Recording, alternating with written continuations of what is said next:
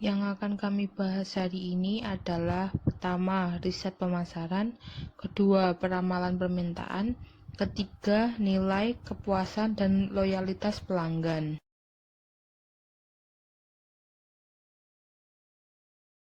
Riset pemasaran didefinisikan sebagai perencanaan, pengumpulan, analisis, dan pelaporan data sistematis serta penemuan yang relevan terhadap situasi pemasaran tertentu yang dihadapi perusahaan. Dan tujuan dari riset pemasaran adalah membuat pandangan tentang sikap dan perilaku pembelian pelanggan. Riset pemasaran terbagi menjadi 3, yaitu pertama, perusahaan riset yang tersindikasi dengan jasa. Kegiatan perusahaan ini adalah mengumpulkan informasi konsumen dan perdagangan yang kemudian dijual untuk mendapatkan imbalan. Yang kedua, perusahaan riset pemasaran sesuai dengan jasa. Perusahaan ini dipekerjakan untuk proyek khusus yang kegiatannya merancang dan melaporkan temuan. Yang ketiga, perusahaan riset pemasaran spesialis lini. Perusahaan ini memberikan layanan riset yang terspesialisasi. Contohnya adalah perusahaan layanan lapangan. Dalam proses pemasaran, terdapat 6 langkah yang harus diperhatikan. Langkah pertama adalah mendefinisikan masalah, alternatif keputusan, dan tujuan riset. Yang kedua, mengembangkan rencana riset. Yang ketiga, mengumpulkan informasi. Langkah keempat, menganalisis informasi. Langkah kelima, mempresentasikan penemuan. Dan langkah yang terakhir adalah mengambil keputusan. Langkah pertama adalah mendefinisikan masalah, alternatif keputusan, dan tujuan riset. Seorang manajer harus berhati-hati dalam mendefinisikan masalah. Mendefinisikan, mencari alternatif harus dilakukan secara benar. Jika tidak, maka tujuan yang diinginkan tidak akan tercapai. Dalam langkah pertama ini, riset memiliki beberapa sifat. Yang pertama, eksploratif, kedua, deskriptif, ketiga, kausal. Eksploratif yang dimaksud adalah memiliki tujuan memperjelas sifat masalah sebenarnya dan menyarankan solusi. Dan kemudian deskriptif yang berusaha menghitung permintaan. Kausal yang memiliki tujuan menguji hubungan sebab akibat. Langkah kedua adalah mengembangkan rencana riset. Nah, pada langkah ini kita dituntut untuk dapat merancang riset, kemudian mengambil sebuah keputusan. Keputusan yang didapat bisa berupa pertama, sumber data, kedua, pendekatan riset, yang ketiga, instrumen riset, yang keempat, rencana pengambilan riset, dan yang kelima, metode kontak.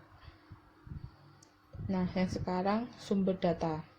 Sumber data dibagi menjadi 2, yaitu sumber data primer dan data sekunder. Data primer adalah data yang dikumpulkan untuk suatu riset tertentu, sedangkan data sekunder adalah data yang dikumpulkan untuk tujuan lain dan sudah ada di suatu tempat. Yang kedua, pendekatan riset. Pendekatan riset mengumpulkan data primer dengan 5 cara, yaitu pertama, riset observasi. Riset observasi dilakukan dengan cara meneliti perilaku dan setting yang relevan. Contohnya meneliti seseorang pada saat sedang berbelanja. Yang kedua, riset kelompok fokus. Riset kelompok fokus dilakukan dengan cara mengambil beberapa orang untuk diteliti oleh periset berdasarkan pertimbangan demografis, psikografis, dan lain-lain. Yang ketiga, riset survei.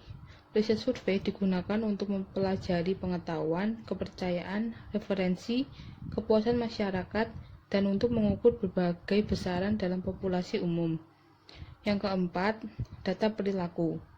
Pemasar dapat belajar banyak dari data seorang pelanggan. Contohnya saja, tidak semua orang kaya yang selalu membeli barang bermerek. Yang kelima, riset eksperimen. Riset eksperimen merupakan riset yang paling valid secara ilmiah, karena riset ini dirancang untuk menangkap hubungan sebab akibat dengan menghasilkan beberapa penjelasan tentang temuan yang diteliti. Jika eksperimen dirancang dan dilaksanakan dengan baik, maka seorang manajer bisa 100% mengandalkan kesimpulannya. Yang keempat, rencana pengambilan riset. Dalam merancang sebuah rencana pengambilan sampel, memerlukan 3 keputusan, yaitu pertama, unit pengambilan sampel, yang intinya siapa yang harus kita survei. Yang kedua, ukuran sampel, yang intinya berapa banyak orang yang harus kita survei. Yang ketiga, prosedur pengambilan sampel, yang intinya bagaimana kita harus memilih responden. Yang kelima, metode kontak. Seorang pemasar harus mengambil keputusan melalui apa saja mereka dapat menghubungi seorang pelanggan. Terdapat beberapa cara, yaitu pertama, kuesioner surat. Kuesioner surat dapat dilakukan jika seseorang tidak mau memberikan wawancara pribadi. Yang kedua, wawancara telepon. Wawancara telepon merupakan metode terbaik untuk mengumpulkan informasi dengan cepat. Yang ketiga, wawancara pribadi. Wawancara pribadi merupakan metode yang paling efektif karena pewawancara dapat mengajukan banyak pertanyaan dan mencatat observasi tambahan tentang responden. Dan yang terakhir adalah wawancara online. Iya, langkah ketiga yaitu mengumpulkan informasi, di mana di fase ini atau berhubungan dengan data riset ini, pemasaran adalah fase termahal dan paling cenderung ke mengandung kesalahan. Yang ada 4 masalah utama yang timbul dalam survei.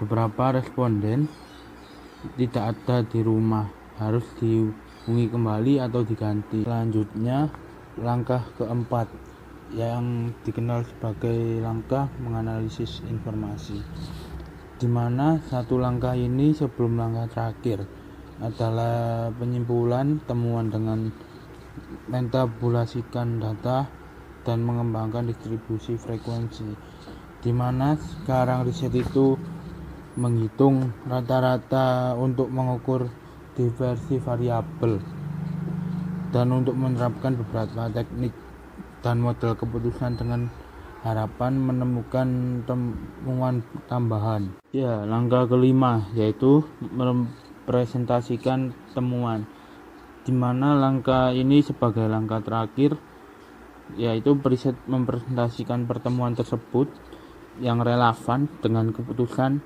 pemasaran utama untuk mengambil sebuah keputusan manajemen.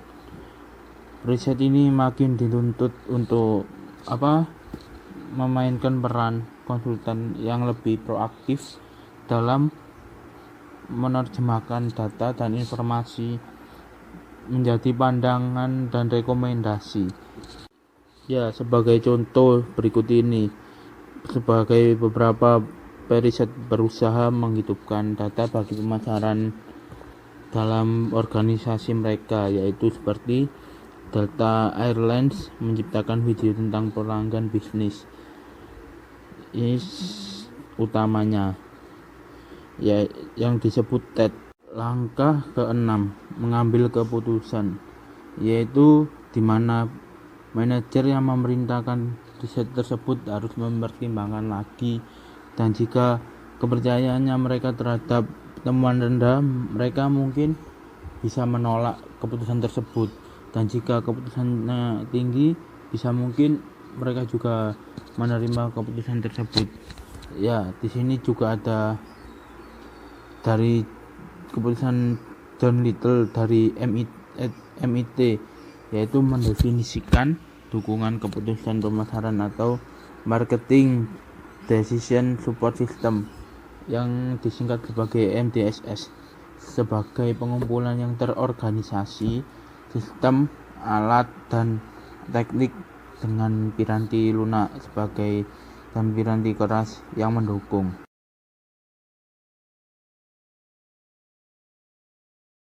Peramalan pemasaran terbagi menjadi 2, yaitu memperkirakan permintaan saat ini dan memperkirakan permintaan masa depan. Memperkirakan permintaan saat ini. Yang diperkirakan di sini yang pertama, total potensi pasar, yaitu jumlah penjualan maksimum yang mungkin tersedia bagi semua perusahaan dalam sebuah industri sepanjang suatu periode di bawah tingkat usaha pemasaran industri dan kondisi lingkungan tertentu. Cara menentukan kiraan total potensi pasar sama dengan jumlah pembeli potensial dikali harga. Yang kedua, potensi pasar suatu wilayah adalah perusahaan harus mengalokasikan anggaran pemasaran mereka karena harus memperkerahkan potensi pasar di berbagai kota, negara bagian, dan negara. Yang pertama, metode pembentukan pasar memerlukan identifikasi semua pembeli potensial di setiap pasar dan memperkirakan pembelian potensial mereka. Yang kedua, metode indeks multifaktor, yaitu metode yang paling umum digunakan dalam pasar konsumen. Contohnya, menjual industri dan pangsa pasar. Perusahaan harus mengetahui penjualan industri sebenarnya di pasaran.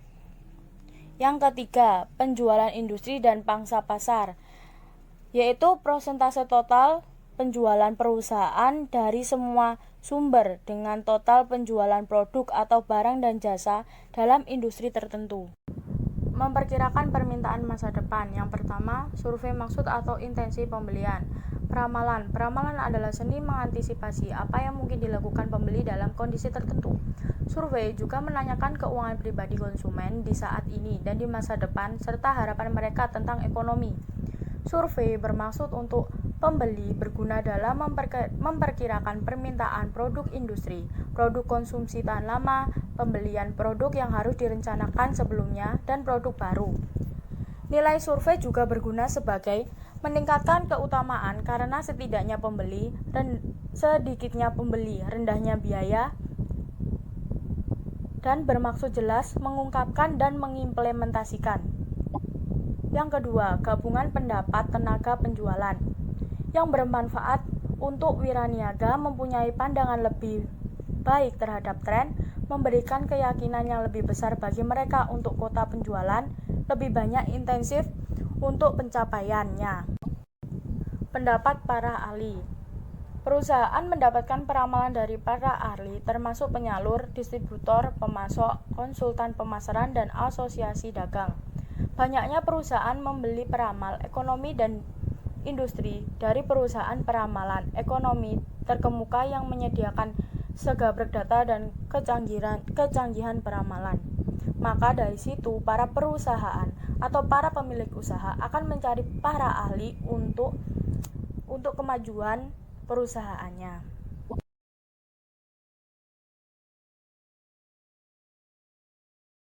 Nilai kepuasan dan loyalitas pelanggan.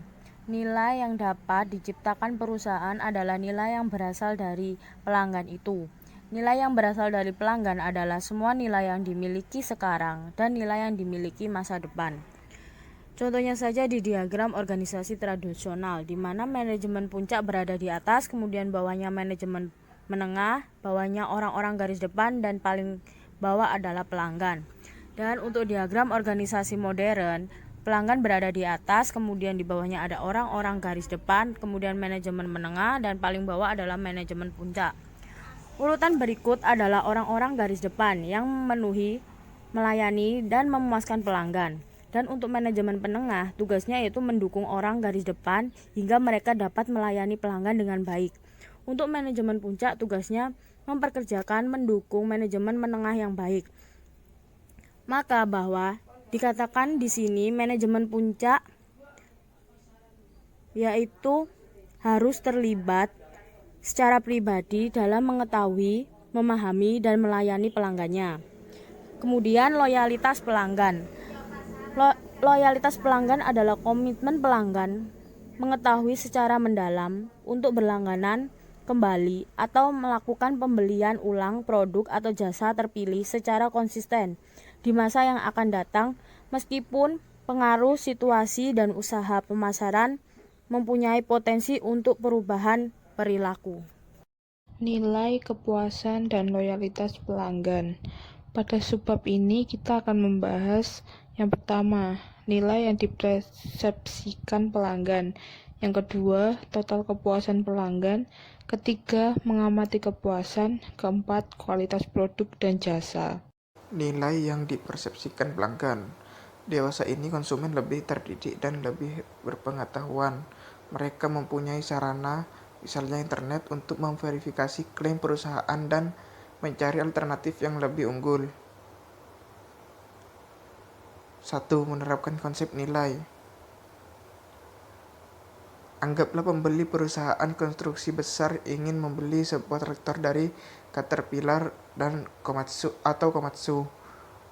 Wiraniaga yang saling bersaing secara cermat menjelaskan penawarannya masing-masing. Pembeli ingin menggunakan traktor dalam pekerjaan konstruksi residensial. Ia ingin traktor itu menghantarkan suatu tingkat reliabilitas, durabilitas, kinerja, dan nilai jual kembali.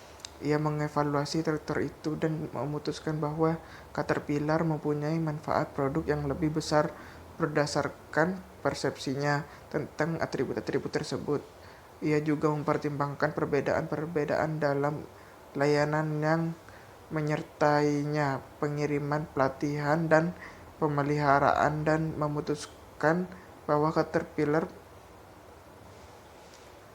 Caterpillar memberikan layanan yang lebih baik dan juga personel yang lebih berpengetahuan dan responsif. Terakhir, ia memberikan nilai yang lebih tinggi untuk citra dan reputasi korporat Caterpillar. Ia menambahkan semua manfaat ekonomi, fungsional, dan psikologis dari 4 sumber ini, produk, jasa, personel, dan citra, dan menganggap Caterpillar menghantarkan manfaat pelanggan yang lebih besar. Yang kedua, pilihan dan implikasi. Pilihan dan implikasi. Beberapa pemasar mungkin berpendapat bahwa proses yang diuraikan barusan terlalu rasional. Anggaplah pelanggan memilih traktor Komatsu. Bagaimana kita dapat menjelaskan pilihan ini? Berikut 3 kemungkinannya. Yang pertama, pembeli mungkin diperintahkan membeli pada harga terendah. Yang kedua, pembeli akan mundur sebelum perusahaan menyadari bahwa traktor Komatsu lebih mahal untuk dioperasikan. Yang ketiga, pembeli menikmati persahabatan jangka panjang dengan Wiraniaga Komatsu. Yang ketiga, menghantarkan nilai pelanggan yang tinggi. Konsum mempunyai beragam tingkat loyalitas terhadap merek, toko, dan perusahaan tertentu. Oliver mendefinisikan loyalitas sebagai komitmen yang dipegang secara mendalam untuk membeli atau mendukung kembali produk atau jasa yang disukai di masa depan, meski pengaruh situasi dan usaha pemasaran berpotensi menyebabkan pelanggan beralih. Total kepuasan pelanggan. Apakah pembeli terpuaskan setelah membeli tergantung pada kinerja penawaran dalam hubungannya dengan ekspektasi pembeli, dan apakah pembeli menginterpretasikan adanya penyimpangan antara keduanya.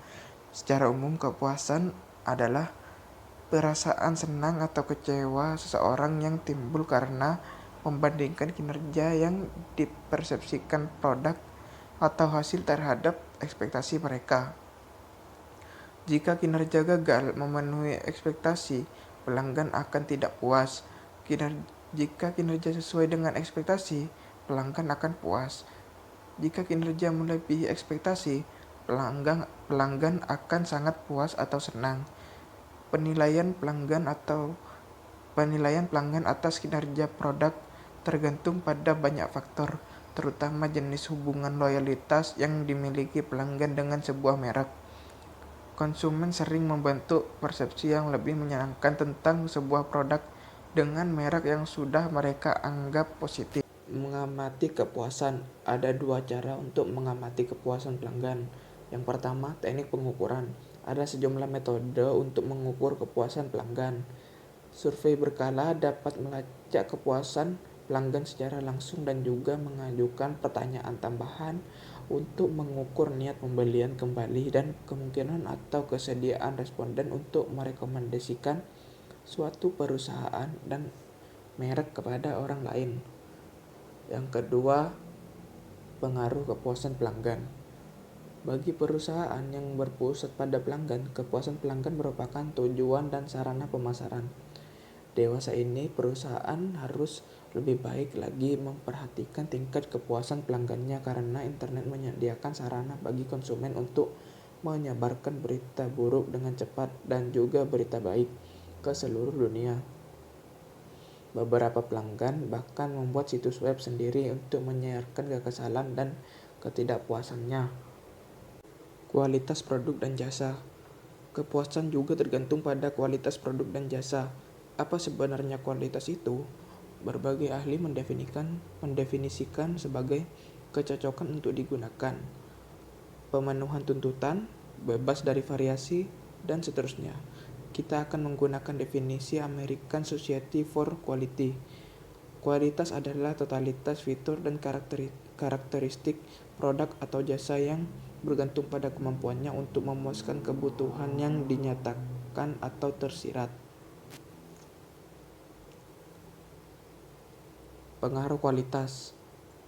Kualitas produk dan jasa, kepuasan pelanggan, dan profitabilitas perusahaan adalah 3 hal yang terkait erat.